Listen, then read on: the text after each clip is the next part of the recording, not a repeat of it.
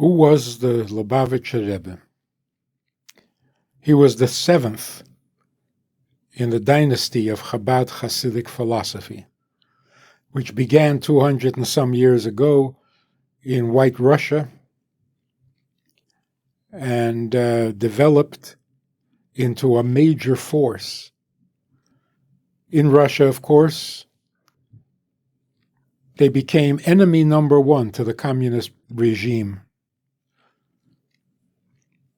because, well, first with the Tsar, then with the communists, refusing to bend, refusing to compromise, refusing to allow politics to enter into Judaism.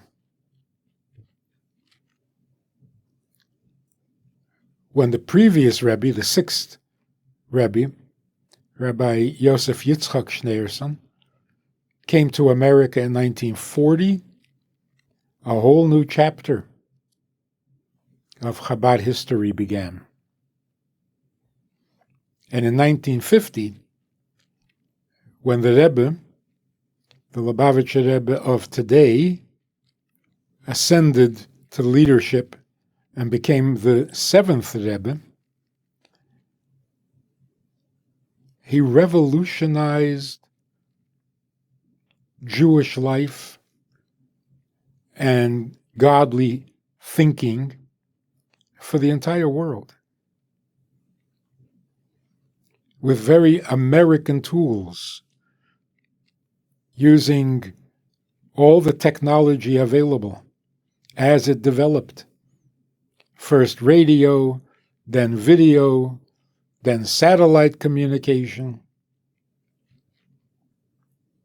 internet, the information highway, every tool available to teach the world about God. He inspired his followers, his students, in a time when the Jewish community as a whole was pretty disheartened. In the United States, the immigrants struggling to adjust to a new life, a new country, a new culture, a new language, faced with some serious anti-Semitism. The Rebbe was full of enthusiasm, full of optimism, and insisted that we change the world. His handful of students at the time, he insisted that we're going to change the world because that's what we're here for. That's why we exist. That's what Judaism is all about. It's not living in a shtetl or in a ghetto. Judaism is about repairing the world with godliness. And growing up here in Crown Heights, in the Rebbe's neighborhood, seeing this man who was stunningly good-looking and really presenting a thrilling challenge after the degradation of a Holocaust, it was so different that it was irresistible. You imagine a teenager told, change the world? Grow up and change the world? We couldn't wait. It was infectious. The singing, the dancing, when most of the Jewish community was grieving.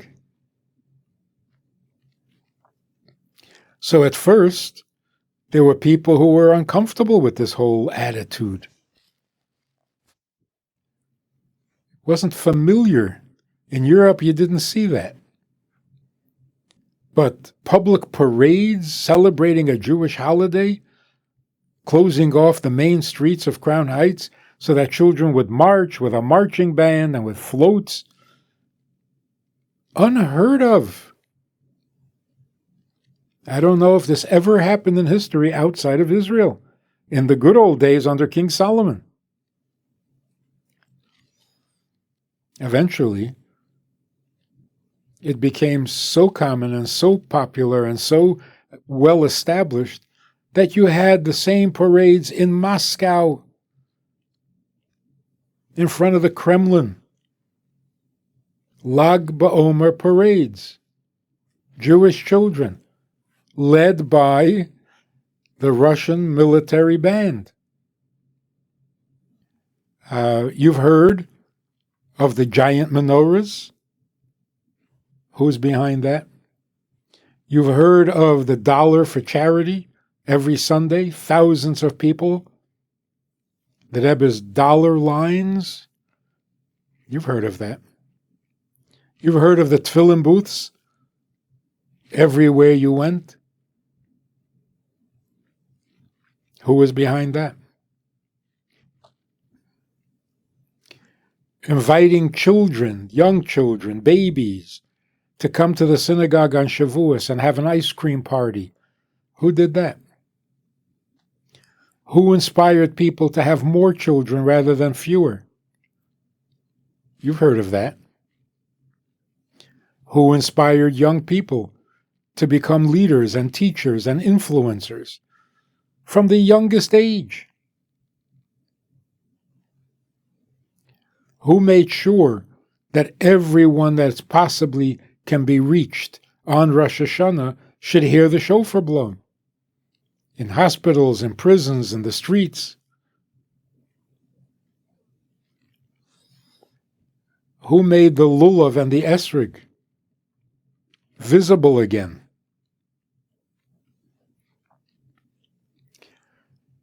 That's a world leader. Who made sure that there are mikvahs everywhere?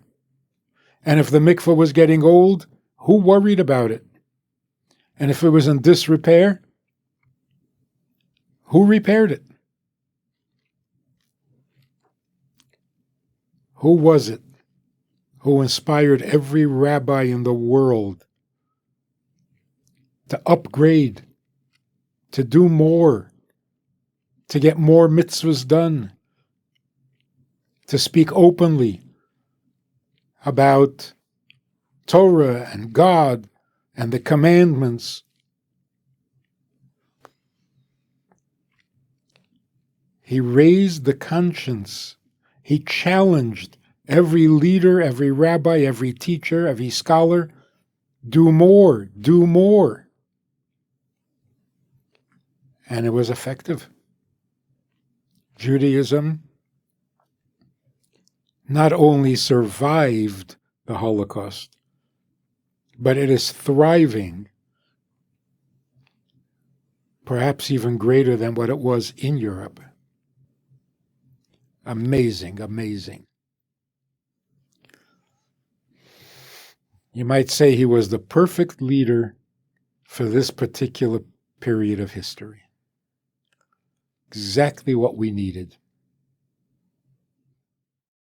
We have a Sunday night program for VIPs that you might be interested in. It's informal, it's questions and answers, it's conversation. It's really relaxed, it's really pleasant, enjoyable, informative, and kind of community-like. It's a Sunday night program, there's a Wednesday morning program for the VIPs, and there's a Wednesday night program. All of it just conversation, casual, laid back, unscripted. So join us, take a look, click the link below, and see which of the three suits you best, and join us for some enjoyable conversation.